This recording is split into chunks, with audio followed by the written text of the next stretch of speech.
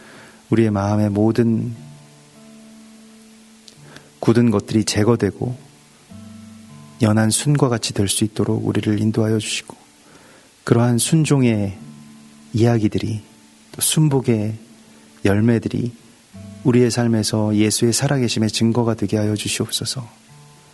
모든 관계에서 나의 자존심의 회파 때문에 벌어졌던 많은 일들 속에서 우리가 이제는 빠져나올 수 있게 하여 주시고, 자기 십자가를 지시고 늘 우리보다 더 낮은 곳에 거하시는 예수와의 모습을 우리도 닮아갈 수 있도록 인도하여 주시옵소서. 우리가 머리로 알지만은 또 우리가 실제로 따라가기 어려웠던 그 삶의 순복의 이야기들로 우리를 이끌어 주시옵소서. 우리가 더 낮은 자의 모습으로 내려갈 때 누리는 자유와 기쁨을 우리에게도 허락하여 주시옵소서. 오늘 그렇게 우리를 이끄실 주님을 기대하고 찬송하오며 다시 오실 예수와 메시아의 이름으로 감사하며 기도드리옵나이다. 아멘. 하늘에 계신 우리 아버지시여, 이름이 거룩히 여김을 받으시오며 나라에 임하옵시며 뜻이 하늘에서 이룬 것 같이 땅에서도 이루어지이다. 오늘날 우리에게 일용할 양식을 주시옵고, 우리가 우리에게 죄 지은 자를 사해 준 것 같이 우리 죄를 사하여 주옵시고, 우리를 시험에 들게 하지 마옵시고 다만 악에서 구하옵소서. 대개 나라와 권세와 영광이 아버지께 영원히 있사옵나이다. 아멘.